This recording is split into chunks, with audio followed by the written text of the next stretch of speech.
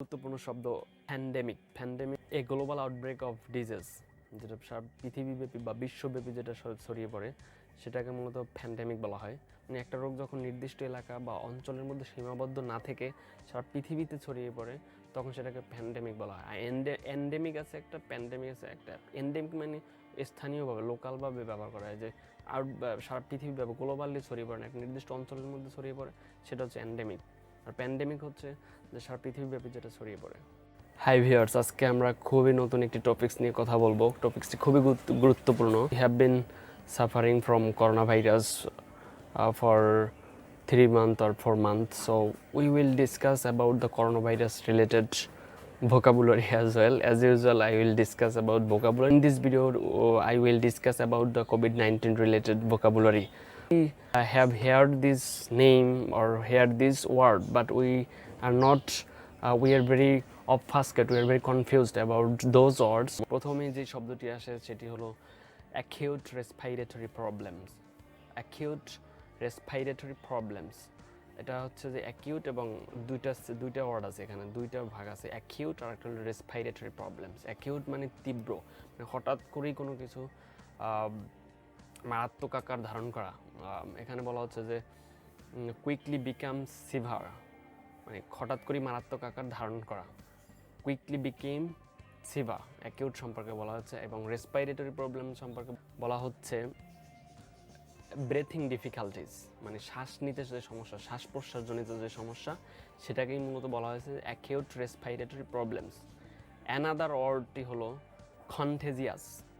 Contagious শব্দটি কিন্তু মানে সংক্রমক, যেটা বাংলায় আমরা জানি সংক্রমক বা ছোঁয়াচে, মানে একজন থেকে আরেকজনের মধ্যে ছড়ানোর যে প্রবণতা, এটাকে মূলত ছোঁয়াচে বা কন্টেজিয়াস বলা হয়। এটা সম্পর্কে বলা হয়েছে spread of disease through direct or indirect contact with other people, একজন থেকে আরেকজনের মধ্যে যে ছড়ায় মূলত কন্টেজিয়াস ডিজিজ বলা হয়। কন্টেজিয়াস মূল শব্দটি হলো কন্টেজিয়াস। আরেকটি সবচেয়ে সবার মধ্যেই শোনা যায় যে আউটব্রেক শব্দটিকে আমরা ব্যবহার করতে দেখেছি। আউটব্রেক শব্দটি মূলত কোনো কিছু হঠাৎ করে ছড়িয়ে পড়া বা একটা অঞ্চলের মধ্যে হঠাৎ করে কোনো কিছু ছড়িয়ে পড়াটাই মূলত আউটব্রেক। এটা দুটো ক্ষেত্রে ব্যবহার করা হয়, যুদ্ধের ক্ষেত্রে ব্যবহার করা হয়, যেমন ফার্স্ট ওয়ার্ল্ড ওয়ার অথবা সেকেন্ড ওয়ার্ল্ড ওয়ার যেভাবে ছড়াই পড়ছিল চারোদিকে, সেটাকে আউটব্রেক বলা যেতে পারে। আবার ডিজিজের ক্ষেত্রেও যে সব ডিজিজ হঠাৎ করে ছড়াই যায় চারদিকে, সেটাকে মূলত আউটব্রেক বলা হয়। একটি গুরুত্বপূর্ণ শব্দ নিয়ে আমি কথা বলবো, সেটি হলো এপিসেন্টার। এপিসেন্টার শব্দটি মূলত আমরা দেখেছি ভূমিকম্প যখন হয়, ভূমিকম্পের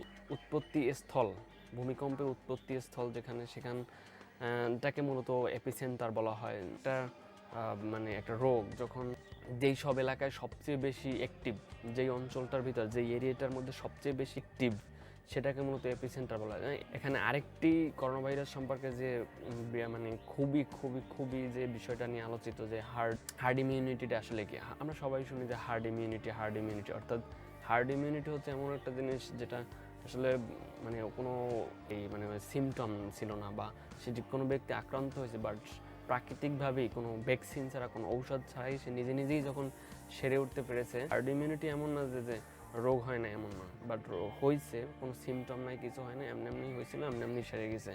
এরকম লক্ষ লক্ষ লোকের মধ্যে দেখা যাচ্ছে করোনা ভাইরাসের হার্ড ইমিউনিটি গ্রো করছে। ব্যাখ্যায় যেটা বলা আছে যে when a significant portion of the population are immune to disease either through a vaccine or by having naturally built up immunity by having hard the disease and recovered from it. বলা হচ্ছে যে vaccine বা ঔষধ ছাড়াই যেটা আসলে সেরে উঠছে অথবা তাদের মধ্যে এই বিষয়টা গ্রো করছে, সেটাকে মূলত হার্ড ইমিউনিটি বলা হয়।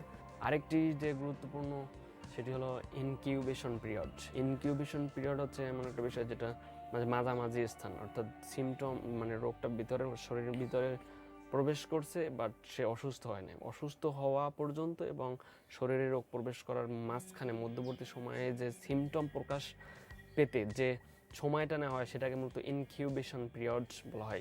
এখানে ইনকিউবেশন পিরিয়ড সম্পর্কে ইংলিশে বলা হয়েছে the time between exposure to an illness and when the symptoms start to become apparent. Quarantine একটা খুব পরিচিত শব্দ এই করোনা ভাইরাসের মধ্যে, যে সবচেয়ে যে পরিচিত শব্দটি, সবচেয়ে বহুল ব্যবহৃত যে শব্দটি, সবার মানুষের মধ্যে যে বুঝুক আর না বুঝুক, কোয়ারেন্টিন শব্দটি সবার কাছেই পরিচিত। কোয়ারেন্টিন কি আসলে সেটা অনেকে এটার ইংলিশ ব্যাখ্যা বা বাংলা ব্যাখ্যা না জানলেও সবাই জানে যে এক ঘরে থাকা, নিজের বাসা থেকে বের না হওয়া। শব্দ সম্পর্কে বলা হয়েছে যে সুপার স্প্রেডার।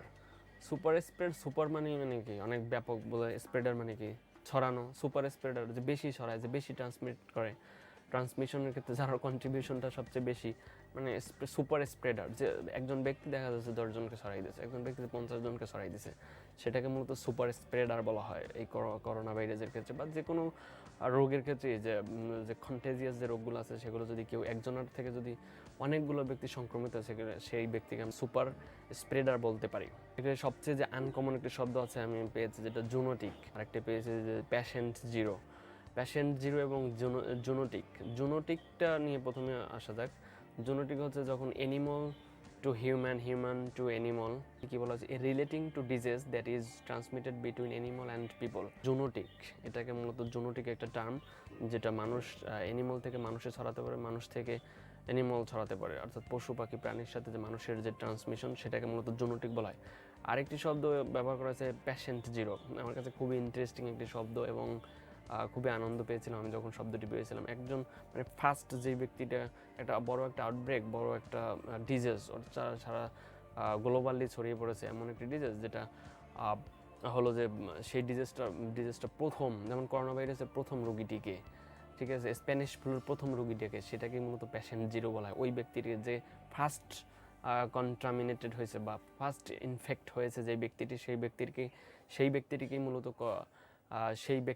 মূলত আরেকটি শব্দ ভেন্টিলেটরসটা আসলে কি? ভেন্টিলেটরসটা হচ্ছে একটা artificial machine that provides respirations for person or people, অর্থাৎ যেটা আর্টিফিশিয়ালি কৃত্রিমভাবে শ্বাস প্রশ্বাস দেখা যায়। অর্থাৎ কি, যে শ্বাস প্রশ্বাসজনিত সমস্যা হলে কৃত্রিমভাবে যে শ্বাস প্রশ্বাস দেওয়ার ব্যবস্থা করা হয়, সেটা হলো ভেন্টিলেটরস। আরেকটি গুরুত্বপূর্ণ শব্দ pandemic. A global outbreak of disease, যেটা সারা পৃথিবীব্যাপী বা বিশ্বব্যাপী যেটা ছড়িয়ে পড়ে, সেটাকে মূলত প্যান্ডেমিক বলা হয়। মানে একটা রোগ যখন নির্দিষ্ট এলাকা বা অঞ্চলের মধ্যে সীমাবদ্ধ না থেকে সারা পৃথিবীতে ছড়িয়ে পড়ে, তখন সেটাকে প্যান্ডেমিক বলা হয়। এন্ডেমিক আছে একটা, প্যান্ডেমিক আছে একটা। এন্ডেমিক মানে স্থানীয়ভাবে, লোকালভাবে ব্যবহার করা হয়, যে আর সারা পৃথিবীব্যাপী গ্লোবালি ছড়িয়ে পড়ে না, একটা নির্দিষ্ট অঞ্চলের মধ্যে ছড়িয়ে পড়ে, সেটা হচ্ছে এন্ডেমিক। আর প্যান্ডেমিক হচ্ছে যে সারা পৃথিবীব্যাপী যেটা ছড়িয়ে পড়ে।